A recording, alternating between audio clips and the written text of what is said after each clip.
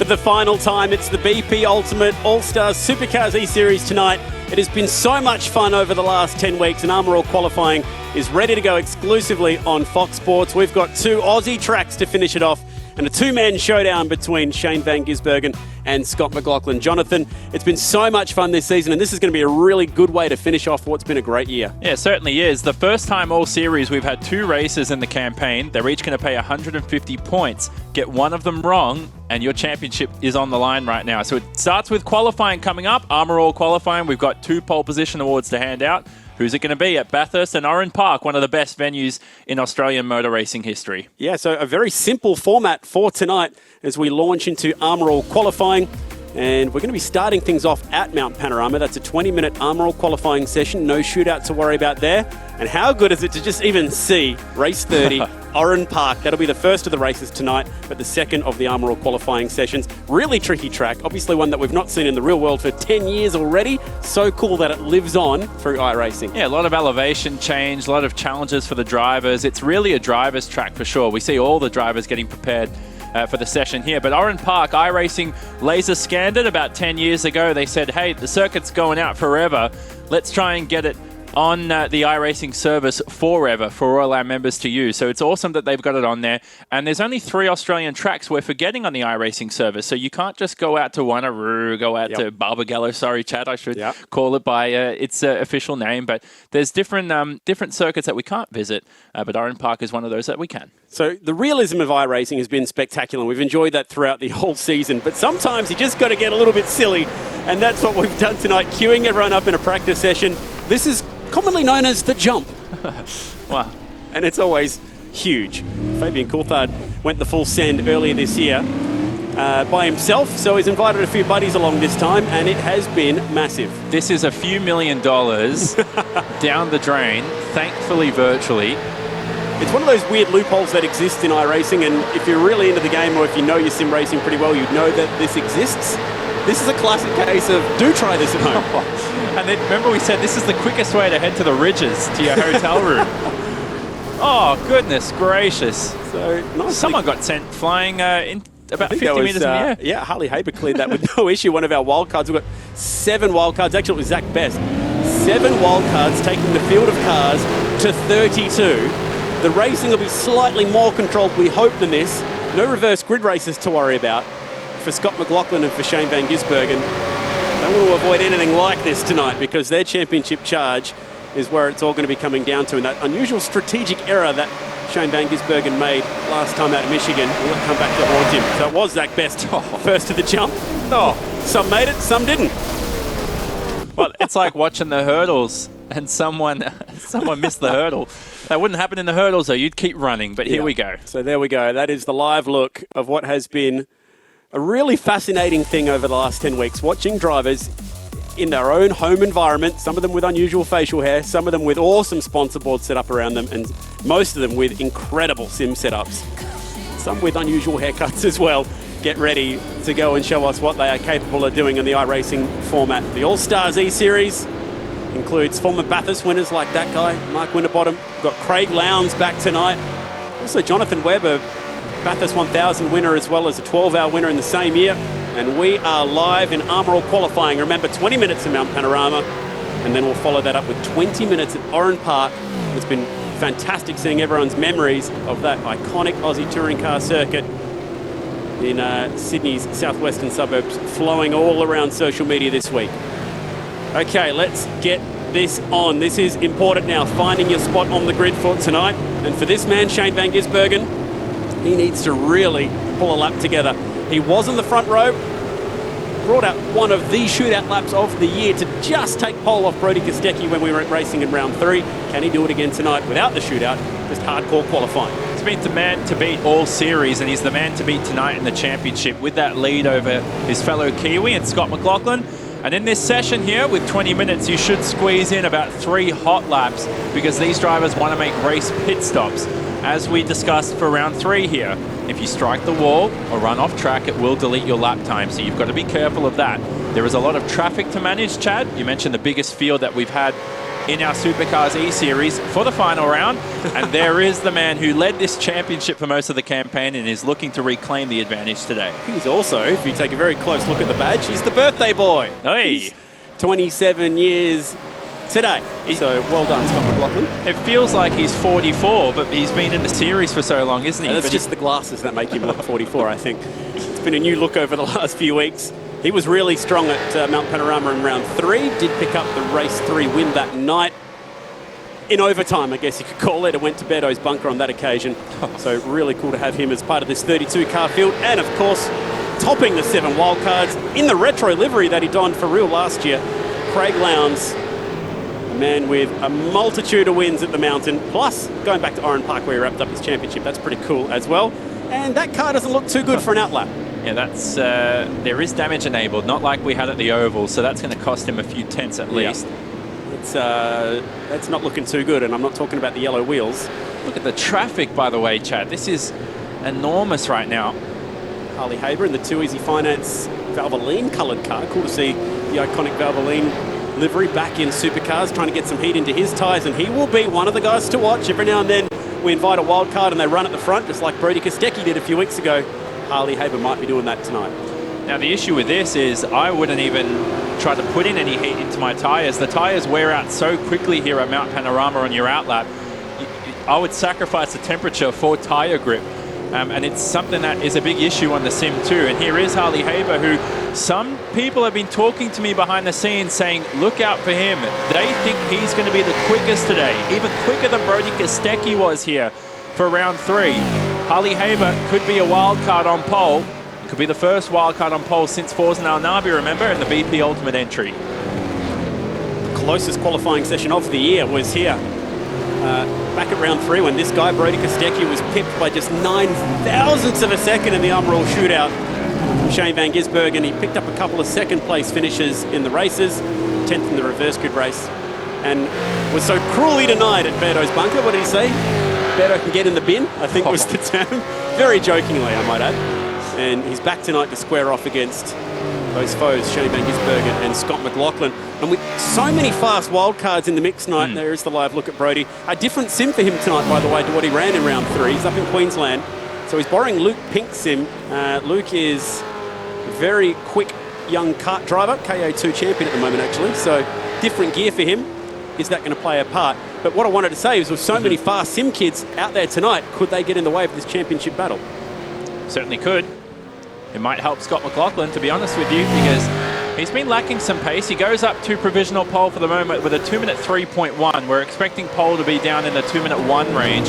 Brody Kostecki now lines up into pole position. Kostecki sets a nice little 2-minute 2.5. We did see pole here in the shootout as a 2-minute 1.9, Chad. Talk about the closest margin that we had.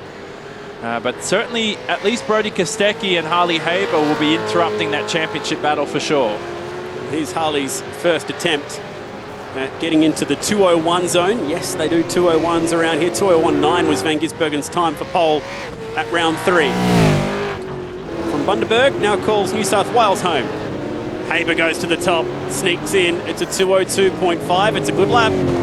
Haber, Kostecki, Di Pasquale. And they have been really close at the top so far. 11 thousandths of a second. Not quite as quick as we were here a few weeks ago. There has been some updates in iRacing since then. Pick up Chris Pither. Credit to Chris Pither, who's had to work a proper job away from sim racing, and that's why he struggled on the sim. He hasn't had much seat time as we watch our championship leader, Shane Van Gisbergen, in the Red Bull Holden Racing Team car. He has been the most informed driver for at least the second half of the campaign. He's got a championship on the line here, Chad, but we've had a lot of championship battles, even one between himself and Scott McLaughlin a few years back. Who knows how today's going to play out? The sim world is simulating the championship battles as well as what we see on track. Amazing how that works. So for Van Gisbergen, trying to replicate anything in the low 202s like he was doing earlier this year. The target is set for Shane Van Gisbergen, starting a lap now. Might get a little bit of a toe-up mountain straight off the back of Will Brown in the Petters car. Cool to see the Petters livery back again after it picked up a win in the Celebrity E-Series a few weeks ago with Scott Petter at the helm. You're looking for your brake marker on the left-hand side. about 100 meters before the corner, you see the front end of the car just dip down into the tarmac. So if you stick your hand out horizontally and you point your fingers down, that's what happens when you apply the brakes in a car with your left foot. If you left foot brake, right foot if you're Scott McLaughlin, and right foot brake through to the cutting. He's got a bit of time to make up here, Shane Van Gisbergen, as he nailed his shootout lap here, didn't he, in round 3 like we discussed. He's got a bit of traffic though. The dirty air, Chad, if you're about half a second to a second behind another driver, it can cost you time.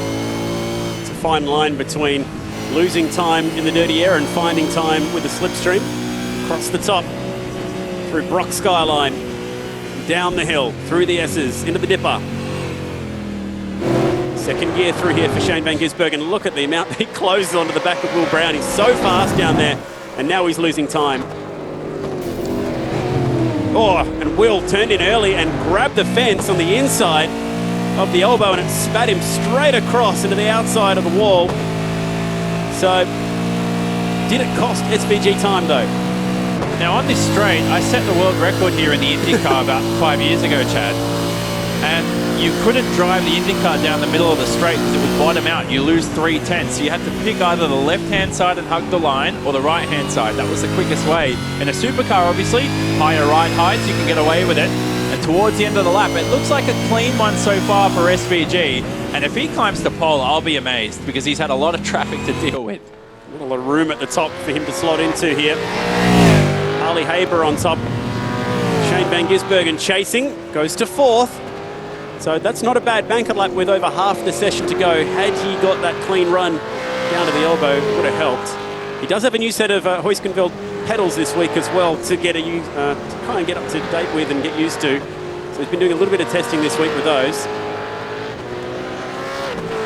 Fans of Shane have been able to watch his test sessions on Twitch this week. He's new there as well. Supercars has been broadcasting on Twitch, YouTube, Facebook, and of course on Fox Sports and 10 Plus as well. 10 Play, I should say. Here goes Rick Kelly now. Interesting to see how much Rick's improved from his last time here in round 3. 2:04.2 was his best Currently last 19th. time out. And 2:05, so not quite as quick as he was a few weeks ago. Track doesn't seem as grippy as it did.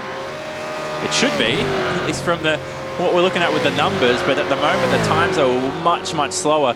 Does that suggest to you, Chad, that the drivers are preparing to go back to real racing and are spending less time on the sim? There's been a few of them popping up at the go-kart track lately. They've been relishing the chance to get back out into the 2-strokes. Brock Feeney. Feeney now goes up to 6. New sim equipment for him tonight as well. He's borrowing a friend's sim in Queensland, so a big step up in sim equipment for him. So LeBrock rounds Murray's and rides it up to the stripe. What's the time for JLB? It's an improvement. It's not a bad lap time actually. It's still a second off that time set by Harley Haber. 2:05's not going to be good enough in that mid-pack. You want to be up in the 2:02s where Harley's riding right now. And remember, Brock Feeney won the reverse grid race at Spa for round 5. Very impressive performance. So like we were saying, Brody Kostecki, different sim gear for him tonight. Last time he raced in round 3, he was in Victoria. Now he's up in Queensland. It is the same brand wheel and pedals, so that's a good start. It's a Simi-Cube with Huiskenveld pedals, but it's a different sim rig, so just the ergonomics are slightly different. It doesn't take much to just throw you off your game slightly and cost you a few tenths here and there. So yeah, for Brody Kostecki, just trying to get up to grips with this new sim gear that he's using tonight. You meet a lot of people, they get into sim racing and spend thousands to tens of thousands of dollars on all this equipment. I think I've spent $300 on my Logitech wheel 10 years ago. And I've set multiple world championship, I've set multiple world records, raced in the world championship. I think it's really more about the talent than the equipment, to be honest with you. I can't afford all that stuff that costs, all the shifters and all those other gimmicks. But thanks to Logitech, they help me become fast. That's not a sponsor plug, but there you go, Logitech anyway. Emily Jones has been doing the Macca's track previews on some pretty humble gear and has been very quick indeed. Brody to finish a lap here was really quick in the first sector. Lost a little bit across the top, and Anton De Pasquale is also pushing really quick now as well.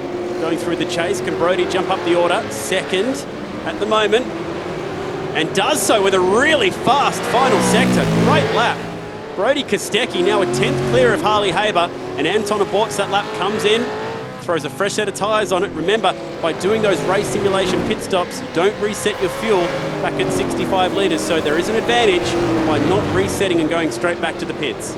And with that advantage, Chad, he might be able to sneak in a 4th hot lap, looking at the math. With a lighter car.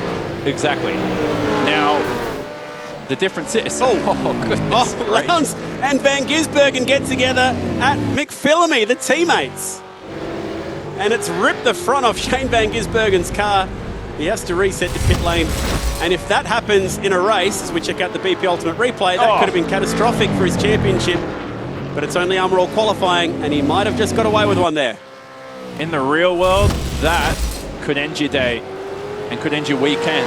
Yeah, depending how fast. 215 kilometres per hour through there. Could end you a few weeks as well. He's still continuing with a damaged rear end, is Lowndes, who fared ever so well at this circuit. Lowndes fared ever so well at Oran Park as well. Don't forget who we're visiting next for the second session. Chaz Mostert, who has been all season, I've been talking about in my mock form guides, Mostert's been the best of the rest, the 4th quickest behind your 2 championship challengers, the 2 Kiwis of Van Gisbergen and McLaughlin, and Anton de Pasquale. Mostert in the Walker and Shaw Andretti United car is very fast on the sim. He's currently down in 13th though.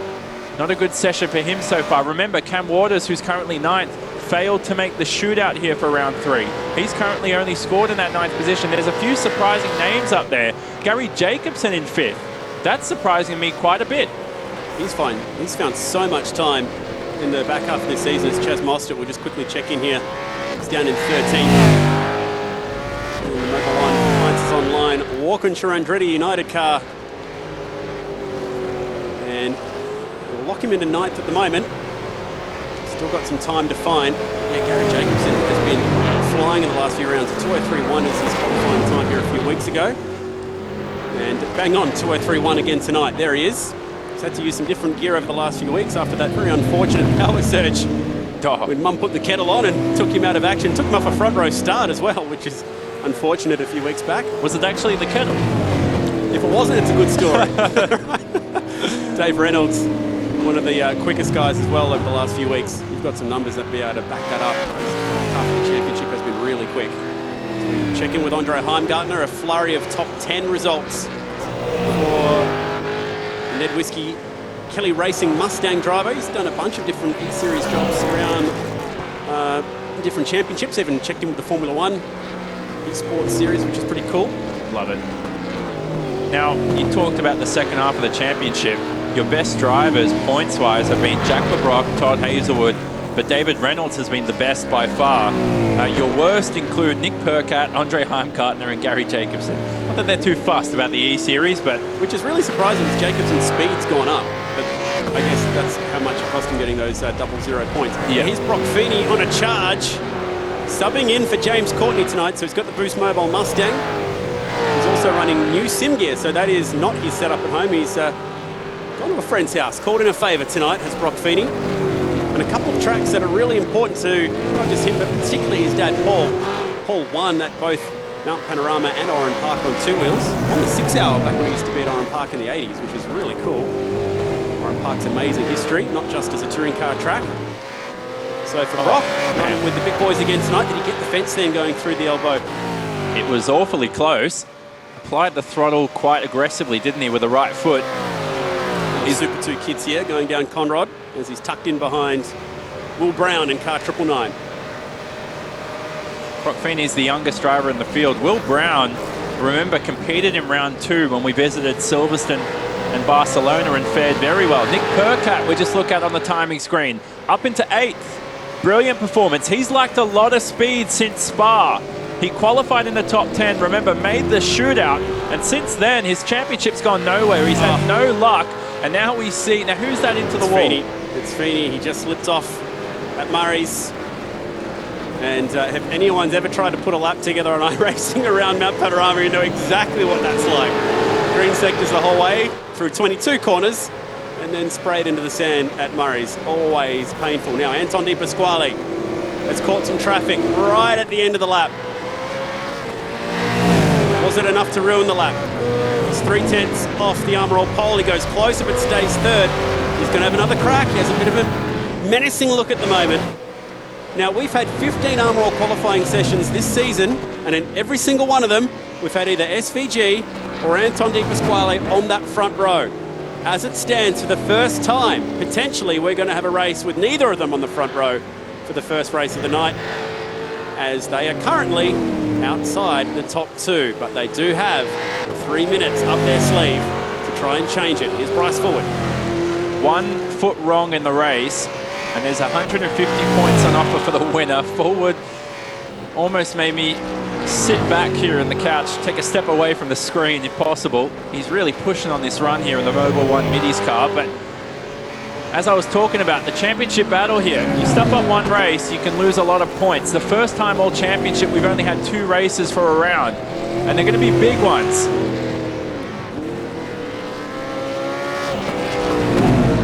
Forward was lightning fast here in the Super 2 race last year, went on to win the championship. Unfortunately, didn't win the race that day. Well, on a technicality, set the fastest lap on the last lap of the race. Peter Brock style, but a yellow flag, which cost him.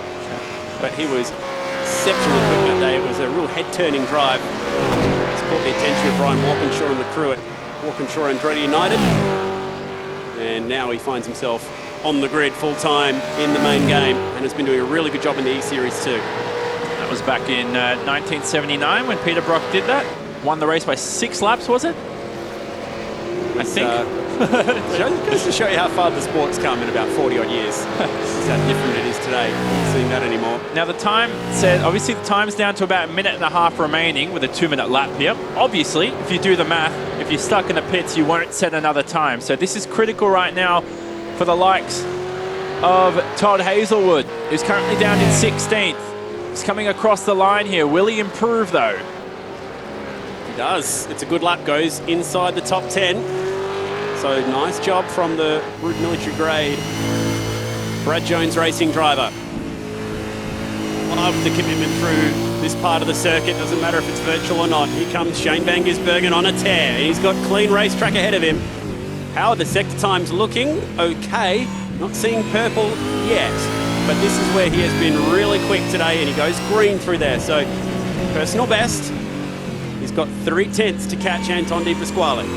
For Hazelwood, by the way, that'd be his best road qualifying performance. He's performed better at ovals, but never on a circuit with a left and right turn combined.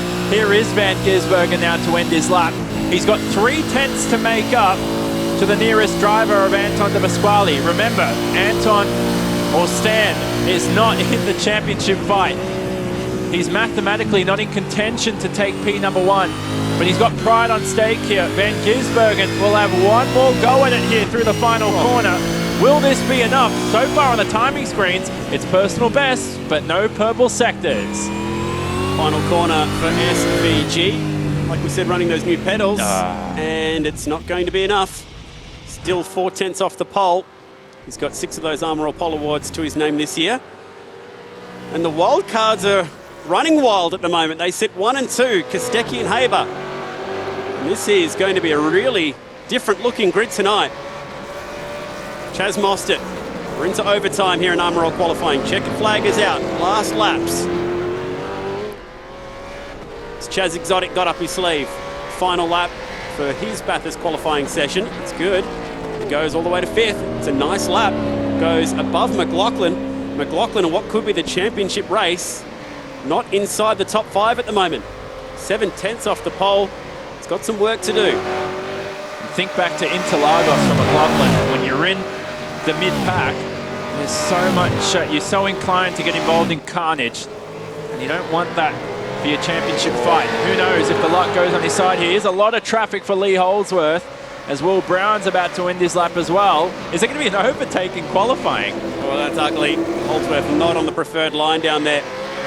And he'll be frustrated with that, surely. He did have 2 green sectors on that lap as well. Oh, he improved.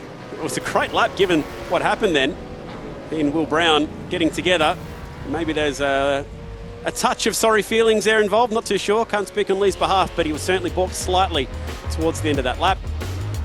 And Jamie Whincup as well, crossing And he'll finish this session down in 21st position. Goes to show you how tough the E-Series is with the guy of J-Dub's experience down there. And there you go, your BP Ultimate results. Brody Kostecki becomes just the 4th driver to take an Armour All Pole Award this year. And that is a really cool lap, 2:02.4. Half a second down on his shootout lap earlier in the season, but there have been some updates. Harley Haber proving that he is a big game player. Anton De Pasquale there once again. Shane Van Gisbergen, not quite there. First time we've had an Armour All qualifying session without Anton De Pasquale or Shane Van Gisbergen on the front row. So that's the first one of the season. It's taking us 16 qualifying sessions to get there. Big field of cars tonight. And a few drivers not even getting a lap time in. So Jono Webb, the last in 29th, but we do have 32 drivers joining us, including 7 wildcards. Armour All Pole Award time. And it's this youngster from Eggleston, leading the Super 2 Championship up in Queensland on a different sim setup tonight than what he's used to running, and has pulled off a really nice lap time, 2:02.4, pipping Harley Haber and getting the job done for Yuasa Batteries and Eggleston Motorsport. Nicely done, Brody Kostecki. He will start on pole for the final race of the season, race number 31. And that was a brilliantly executed lap. Let's chat with him now for our first Cooper's Live chat of the night in Armour All qualifying. And our Armour All pole man tonight is Brody Kostecki. Brody, nice job. Gee, the difference this 7 weeks has made. We've got some different names at the front of the field tonight. Yeah, there seems to be a couple of us wildcards up the front here. So hopefully, we stay out of the championship and, we can have our own little battle and, make it exciting for everyone. Different sim setup for you tonight, but same wheel and pedals. How are you finding the change in rig? Yeah, it's been pretty easy so far. Luke Pink's been kind enough to let me borrow his rig, so it's been good so far. But you don't win the race in qualifying, so we'll have to. There's a chance that this race is going to come down to Bathurst. You're off the pole, and you're going to be in between Shane Van Gisbergen and Scott McLaughlin. Who do you think is going to win that title fight tonight, and do you want to be a part of that? I guess it's going to be whoever's the hungriest. Well, we know exactly what Shane Van Gisbergen is capable of. Thanks for the chat. Best of luck tonight back at Mount Panorama. You were sorely denied a few weeks ago. We need a very quick break here. It's Armour All qualifying for the final night of the BP Ultimate Supercars All-Stars E-Series. Don't go anywhere because we're turning back the clock. Oran Park's up next. Throughout E-Series, Local Legends has given fans the opportunity to win weekly prizes. As we crown our E-Series champion, we congratulate the Local Legends grand prize winner, Lucas Wells. He's been lucky enough to win a racing simulator valued at over $10,000.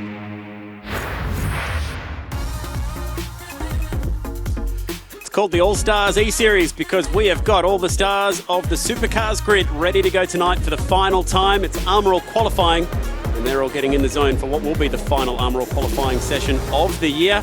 We're turning back the clock, like we said earlier, to Oran Park, a much-loved venue, sadly lost to us. It's now a housing estate, which is, I guess, progress, but it was, in its day, an amazing circuit for decades and decades, and Supercars ran there from 1971 when it was the Australian Touring Car Championship. Bob Jane won then in a Camaro. That guy right there, Craig Lowndes, was crowned champion in 96 at Oran Park, all the way up until 2008, when it was the final time there with Garth Tander victorious. Lee Holdsworth, the winner of 2007. And if you've ever been around Oran Park today, all those street names synonymous with the sport, Brock, Scaife, Richards, very cool. Morris, Rick Kelly, a winner there as well. We've got to somehow accommodate for the overpopulation of Australia. Yeah, we've got so much land, but it's all good. Yeah, so one beautiful thing about iRacing, and I was having a chat to Neil Crompton, he did a few laps around here earlier in the week, is you get to go out there and enjoy racetracks that are no longer there. It's the same with some iconic American speedways as well. And even seeing this in the iRacing venue gets the hairs on the back of your neck standing up because it's such a cool, iconic Aussie racetrack. And it was a part of the landscape in Australian motorsport for so long. And it held some huge motorsport events outside of just touring car racing as well. The Australian Grand Prix race there. Lella Lombardi, the only woman to score a point in Formula One race there in 1974. Hosted rounds of the World Superbike Championship as well as the 6 Hour. Mick Doohan won there. This is the track which really kick-started Mick Doohan's international career. So a lot of history outside of just touring cars, but when you go back and look at the Australian Touring Car Championship, V8 supercars when they raced at Oran Park. Some amazing moments, and we're going to try and create some fresh ones tonight for the last round. BP Ultimate Supercars All-Stars E-Series. It's been really cool seeing everyone's memories of this circuit online this week as well. Teams and drivers getting around it. There's been some pretty cool stories there. And tonight we'll go racing one more time around Oran Park, a track that was laser scanned by the American iRacing crew in November 2009. It takes a bit of time, obviously, since they scanned it. So what they do is iRacing can't just recreate any track. We've discussed this in the past. They actually visit the venue, as Oran Park was over a decade ago. They bring some advanced laser scanners, scan every millimeter, every nuance of the racetrack, and bring it to you as it was in the real world. This elevation is exactly like it was in the real world. It's so impressive to see. This track is a pure driver's circuit. Through the dogleg here is one of the most important and critical corners through the lap. It can gain you and cost you your lap. You can end up in the wall during the race. It's a short 1:03 lap time here we're expecting for pole. There's going to be a lot of laps on offer. It's the shortest lap of the season time-wise and length-wise too. This is going to be a cracker of a qualifying session to end our Armour All sessions for the season. Well set up. It's going to be a very intense 17 minutes. Anton De Pasquale pops in with a fairly quick lap time as well, straight away for a first lap. That's not a bad banker at all. He's got 2/10 up his sleeve on McLaughlin. 7-6 is the scorecard, by the way, between De Pasquale and Shane Van Gisbergen in Armour All qualifying. So all Anton can do is at least be level best at the end of this one.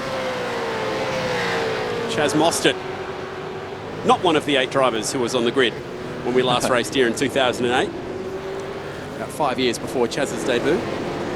Now this is going to be much like the ovals. You've got the biggest field in the E-Series and only about 60 seconds of racetrack to spread them across. Traffic could be an issue. Berto's poured himself a cup of tea. I'm sorry, Craig Baird, but you might have to tip that out and get yourself a cup of coffee for tonight's qualifying session, because there could be a lot of drama to play as they rise over the bridge. One of the most iconic corners, a figure of 8 layout, is Oran Park, one of the very few circuits out there in the world that is a figure of 8. Now the tyres around this lap come in around the second hot lap, so the third lap of the stint. That's why you're seeing some of the times a bit slow at the moment in the 1:04 range. They can last up to 3 or 4 laps. We might see drivers run about a 4-5 lap stint and then enter the pits for a fresh set of Dunlop rubber. As Brody Kostecki comes across the final corner, let's see where this time puts him. Yeah, puts him in the pits. A very tricky pit entrance as well. The pit entry and exit here. I saw in your notes, Jonathan, the pole sitter in particular gets a bit of a raw deal with where they stop for their pit stop. Yeah, remember we covered the E-Series last year, and I thought, so Jared Filsella, one of our drivers, had that pit bay and he had to park on an angle, and he disagrees with me. He says it didn't cost him any time. I think it cost him the win, because he had to park on an angle, avoid the concrete wall. So if you snatch pole, it's good on you. You get the track position, but your pit bay is going to be awfully, very tricky to get out of. Shane Van Gisbergen across the top. Spending 2 weeks inside since making his return from New Zealand. And for Shane Van Gisbergen, it's been a good chance to get acquainted with the new sim. He was running a 15-year-old hyperstimulator over in Auckland. Of course, this part of racetrack. The roller coaster ride that is Oran Park. From the bridge back to the front straight, it is commitment and fun, and all the way to the concrete wall. That famous shot when they exit in front of the grandstand and the packed crowds that you used to get here. And that was a good lap. He goes to second, 56 thousandths off Anton De Pasquale. This is heating up. Where are those kids now? The youngsters like Haber and Brody Kostecki. They were really quick at Bathurst, but this is a bull ring of a circuit. Pulling a lap out here is going to be difficult in all this traffic. Checking with Nick Percat.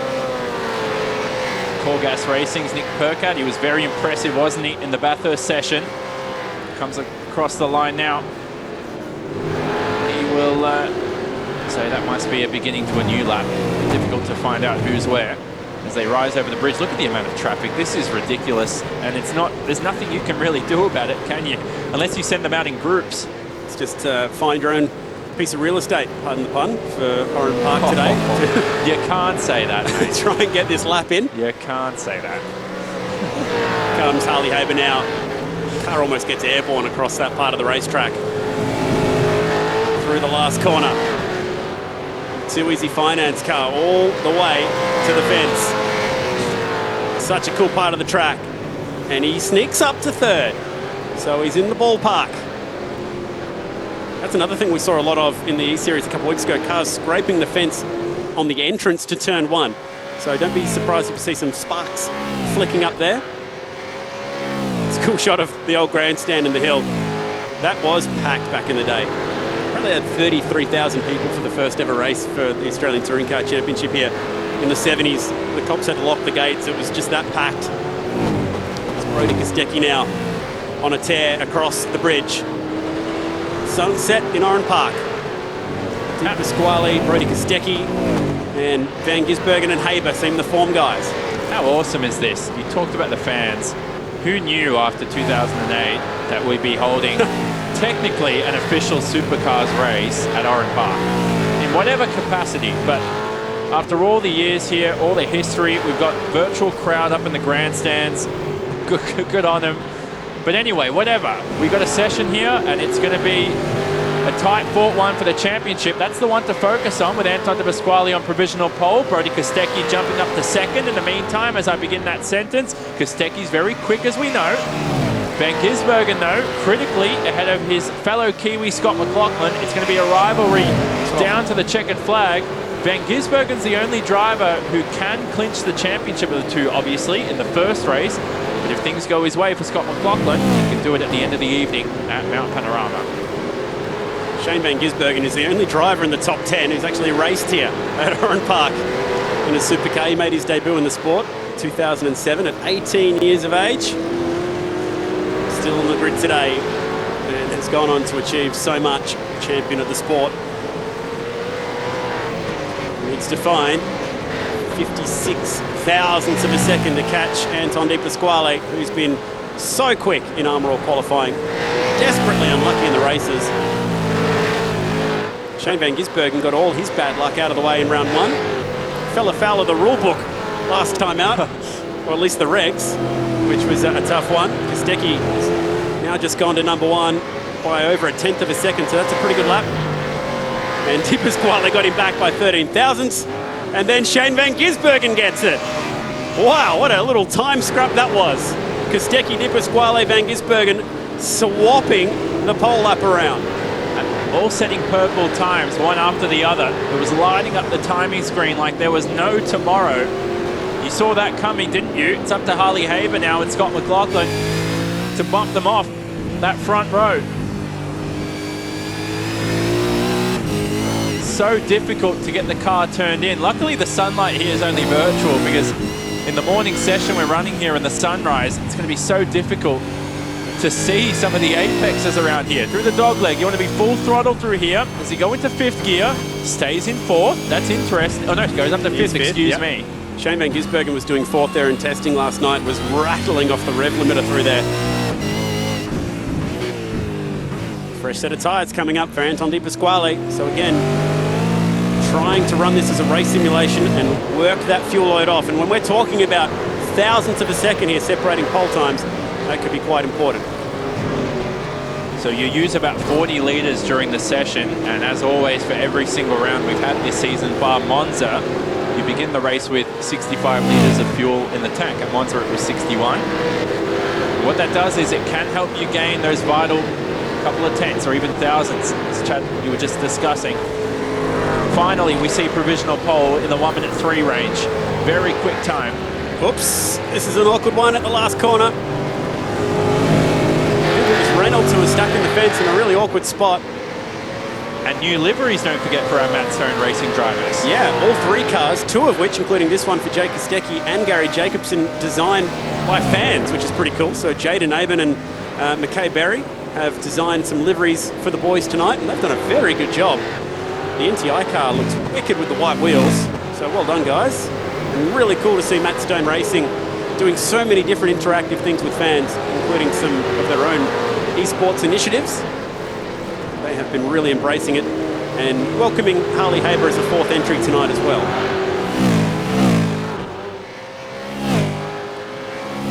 Slipstream perhaps between the teammates? Yeah, hunting in packs here, aren't they? The 2 Shell V-Power racing cars. McLaughlin, 3/10 off the pole at the moment, sitting in 5th. His teammate Fabian Coulthard is one of 4 drivers to complete every lap this season, by the way. Useless stat for you. Along with Cam Waters, Chaz Mostert, and Andre Heimgartner. If anything, it's not that useless because it tells a story in that those 4 drivers I've just mentioned are in the top 10 in your championship standings, which goes to show with the Supercars point system that consistency means everything in this E-Series. As I say that, the Monster Energy Racing drivers of Waters jumps up ahead of Gary Jacobson into 6th on the 3rd row. Purple sector for Sector 1 for Shane Van Gisbergen. Will he go even quicker at the moment and defend his provisional pole time with 8 minutes remaining?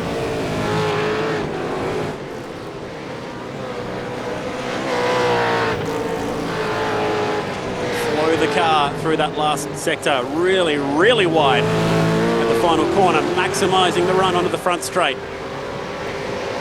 Find an extra couple of kilometre per hour at the end of the front straight, and maybe a couple thousandths, dare I say, a hundredth of a second. That is the Shane Van Gisbergen style. Watched quite a few of his testing laps this week, and just like he does in the real life, he is always tinkering. Makes some huge changes, particularly between turns 2 and 3 with brake bias, sending the brake bias forward and back. Checking with Will Brown now. Headers, suspension and brakes. 999. Great to have Petters on board yet again this season for our suspension partner for the Supercars, the official Virgin Australia Supercars Series, not the E-Series. He's doing a pretty good job here. He's 10th at the moment and might just improve with that lap. Not quite. Stays there. Knocks Chaz Mostert out of the 10. And that would be the first time all season in Armorel qualifying that Chaz has been outside the top 10. Will he stay there? He's got plenty of time to find a lap. You can just see from this shot, the elevation change around here, it's constant, it's copious, and there's a lot of traffic to deal with, as we've discussed, constantly for Kostecki here.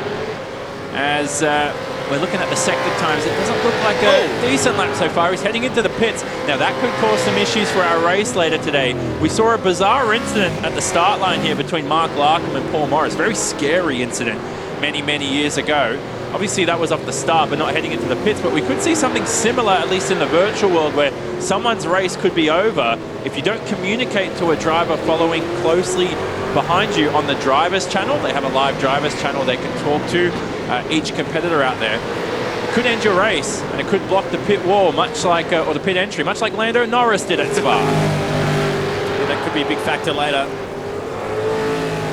when those all-important pit stops start. 2 races today, both should run around half hour in length, both pay 150 points. Championship night. Chaz Mostert floating around inside the top 10 in the championship as well. He's been there all season. Back into the pits for Chaz. Last roll of the dice to try and improve from where he sits at the moment. He's just popped up into 5th, so back comfortably inside the top 10 and ahead of McLaughlin once again. I'd say Chaz's speed has definitely matched, if not got faster, than Scott McLaughlin in the second half of this season. His pace has been really quick. I think it shows Scott's done less and less practice as the season progressed. We know how quick Scott can be if he puts in the time, and he'll admit he hasn't been on the sim as much as he was to begin the campaign. It can burn you out sitting down, staring at a computer all day. And he's got to focus on not only his real series efforts here for Supercars, but trying to lose some weight to fit in an open wheeler perhaps for the future. Nice lap from Gary Jacobson, no improvement. Down by a 10th. Yeah, pretty cool to see the IndyCar series start up again at Texas this week, the real world one. And their esports championship was really well run, and the broadcast was fantastic as well. So, except the final lap of the final race. Yeah, the Indy race is pretty spectacular, that's for sure. Hopefully we'll go back to the real world Indy 500 soon. Many faces of Cam Waters this season so far. We saw Dave Reynolds rocking the Super Mario outfit earlier this week, and now Cam's gone for a similar look.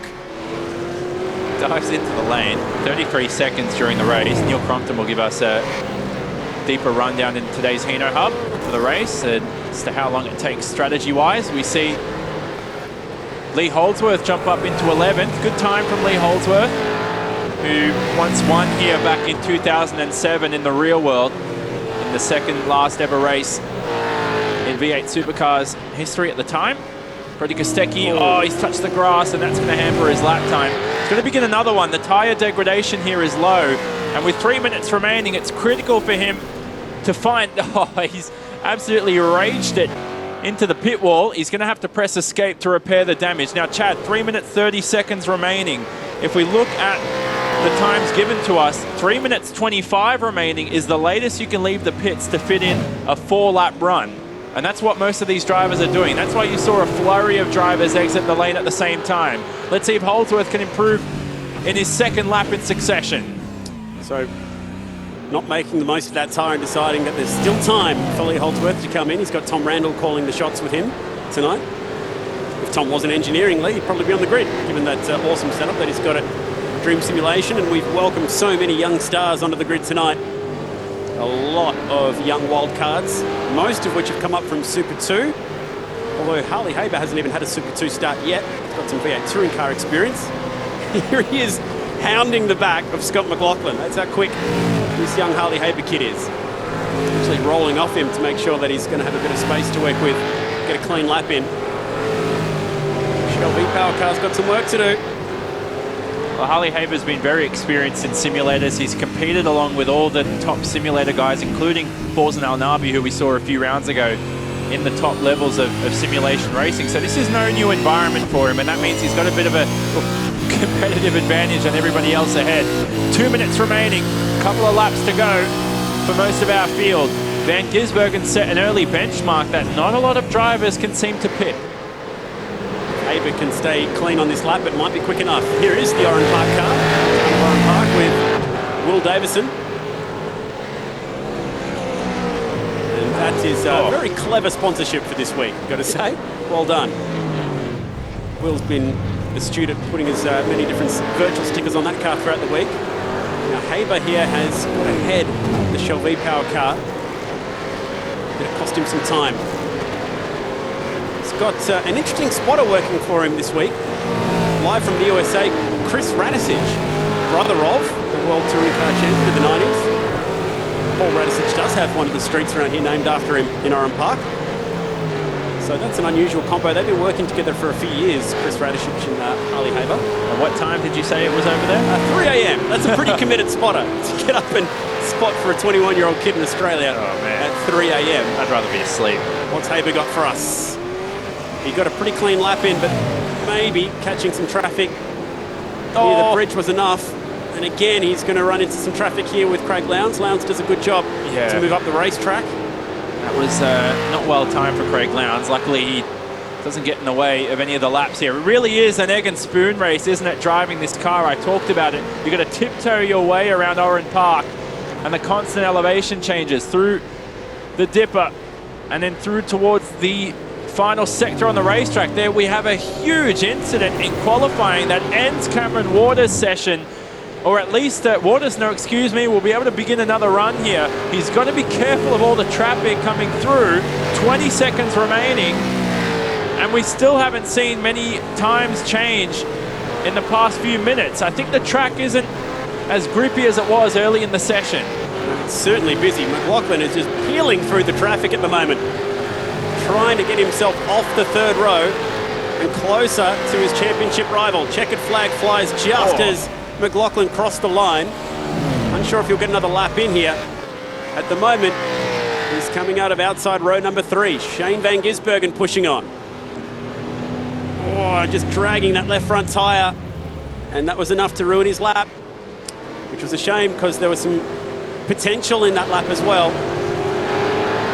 Brody Kostecki last time. Car 56 is 56 thousandths off the pole. Can he find clean racetrack to the checkered flag? Not showing sector times to jump and scream about just yet.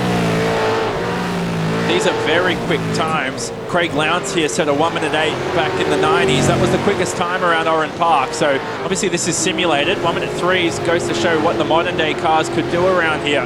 The session ends. Will Kostecki be the final dance for pole position? Pole at Bathurst. And misses out by 28 thousandths of a second from Shane Van Gisbergen. Just like the Bathurst top 10 shootout, SVG has just pipped Brody Kostecki to the Armour All pole. Van Gisbergen will take the last pole award of the year in fine style, and he actually levels the playing field now as well between he and Anton De Pasquale at 7-all. So those two are so evenly matched in Armour All qualifying all year long that ended up being a tie. BP race results, and well done to Shane Van Gisbergen. Chaz Mostert continued his run the whole way through as well.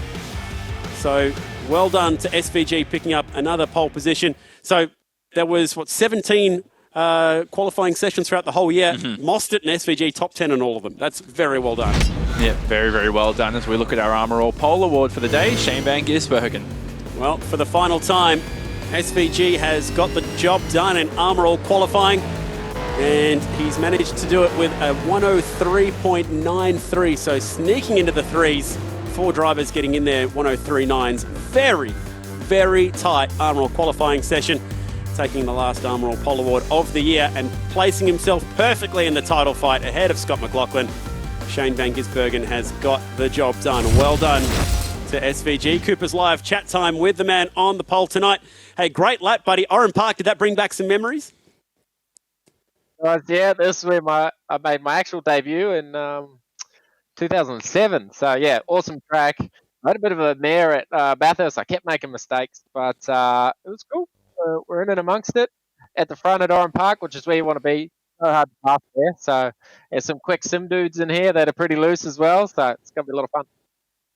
They're called wildcards, and they are going to be just that tonight between you and Scott McLaughlin fighting for this championship. How do we think this is all going to play out over these 2 races? Oh, I just got to try and have clean races. You know, we're in the perfect spot in the first race, Oran Park. Bathurst will be in a bit of drama, so it'll be fun. Try and get a good start. I'm not very good at that normally, but we'll have some fun. You were very honest last week about what caught you out at Michigan. How closely did you read the regs this week? Well, normally that's not the driver's job, but anyway, I'll cop the blame for that. But yeah, we're hopefully onto it this week. Pit twice in both races. Pit twice in both races. Got it. Check. Best of luck for that title fight tonight, mate. Going to be a lot of fun. Right on. Thanks. We'll check in with Harley Haber as well, one of our wildcards. And Harley, well done. You have been really quick in Armour All qualifying. You're looking forward to mixing it with some of the biggest names in Australian motorsport tonight? Yeah, mate. I was so grateful for the opportunity, obviously, with Matt Stone and Supercars to put the whole deal together to come through and race against, everyone's, or I guess my superheroes anyway, is really cool for me. So yeah, mate, a couple of good results tonight, but yeah, looking to go a little bit better in the race for sure. I don't need to remind you, we've got a title fight between Scott McLaughlin and Shane Van Gisbergen, and you might just be right in the middle of them tonight. How does that change your mindset? Look, to be honest, mate, obviously the championship's, been running for 10 weeks. The wild cards, I guess, yeah, obviously Brody's in there as well. So I think maybe we should just separate and have our own little battle, and then we'll let Shane and Scott fight it out behind us. Good to chat, mate. Best of luck tonight. Good to have you a part of the series. Well done. Thank you, mate. All right, like we said, working with Paul Radisic's brother as spotter tonight, which is really cool. So the field is set for the 2 final races of the year. 30-minute races coming up tonight. Championship to sort out and a fairly sizable point advantage to Shane Van Gisbergen. But like we said, with these wildcards, anything can happen. Oh, anything can happen. We know how championship fights have been sorted out in supercars over the years. And how is it coincidental, like I told you before, Chad, that we have these two yet again fighting it out for the title? I don't think so. Yeah, very well done to Shane Van Gisbergen and Scott McLaughlin putting on such a good show. Think back to round number 1 and SVG had that huge points deficit to make up. But slowly he has been getting that momentum back in this championship. And tonight, once again, it's going to be SVG versus Scott McLaughlin for a very real trophy in a virtual world.